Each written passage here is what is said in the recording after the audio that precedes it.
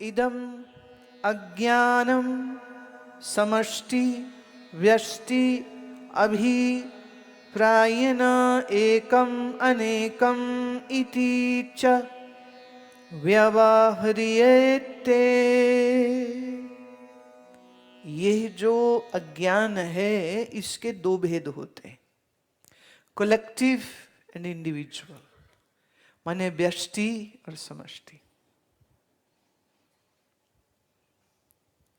व्यष्टि माने एक यूनिट, समष्टि माने सारा। व्यष्टि माने समंदर की एक बूंद और समष्टि हो गया सारा समंदर। तो ये इस अज्ञान के दो रूप होते हैं, एक व्यष्टि और एक समष्टि। अब ये जो व्यष्टि समष्टि है ये आपकी प्रतीति में आएगा। जैसे आप अपने मन बुद्धि के अज्ञान को तो जानते हैं, पर सोच के देखिए किसी अन्य के मन में जो अज्ञान है और जो आपके मन में अज्ञान है, बोले दोनों का प्रॉपर्टी क्या अलग अलग होगा कि एक ही होगा?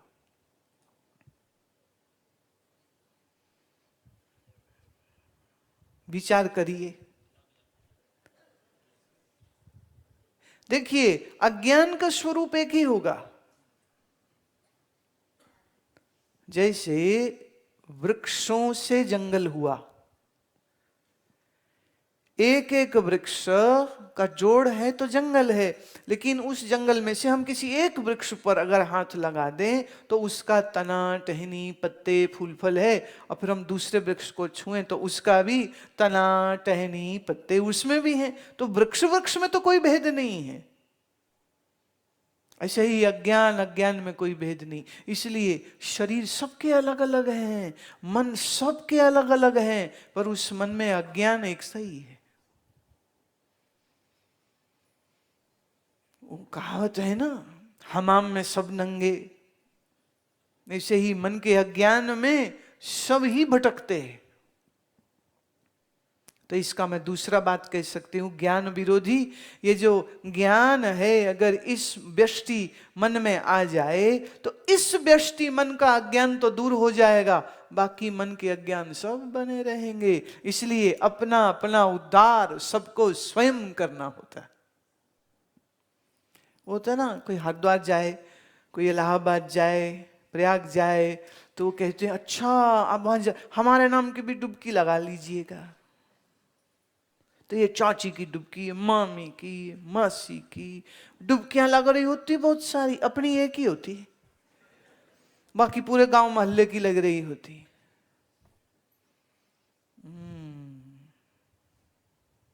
पर इस अज्ञान से निवृत्ति उसी को होगी जो प्रयत्न करके ज्ञान अपने मन में ले आएगा।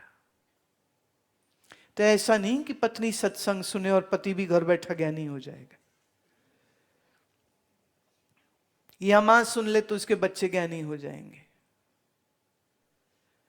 व्यष्टि में अज्ञान की क्वालिटी भले एक है, लेकिन किसी एक का अज्ञान दूर हो गया तो उससे सबका अज्ञान दूर नहीं हो जाएगा। और वो जिसको अज्ञान पीड़ा देगा वो ही ज्ञान की तलाश करने जाएगा।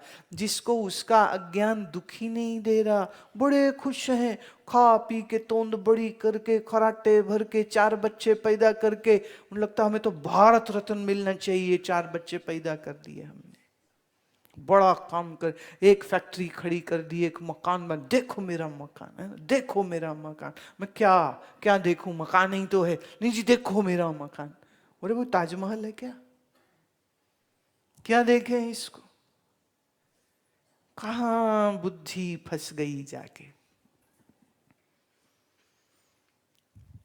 कई लोग पूछते हैं अच्छा अभी पिछले महीने तो गए थे आश्रम, फिर जा रहे हो? हैं? क्यों भाई? जब मन का अज्ञान दूर नहीं होगा तब तक तो आना पड़ेगा।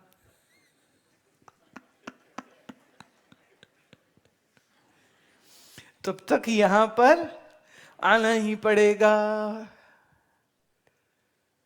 अब आपके मन का अज्ञान दूर होगा कब, इसकी भविष्यवाणी मैं तो नहीं कर सकती हूँ, तुम भी नहीं कर सकते हो। ये मूर्खता है, जब छोड़ोगे, जब छोड़ोगे, जब बुद्धि का ये बल्ब जलेगा तो बस 1 ही मिनट में जल जाएगा। तो व्यष्टि अज्ञान और समष्टि अज्ञान, अज्ञान की क्वालिटी भले एक है, पर जिस मन बुद्धि में ज्ञान का प्रकाश हुआ, देखो उस प्रकाश से क्या होगा, मुझे समझ आ गई है, बात इतनी सी है। मुझे अभी समझ नहीं आई है, अज्ञान है। मुझे समझ आ गई है, तो अब नाचो। समझ नहीं आई तो रो, बस फर्क इतना ही पड़ता है।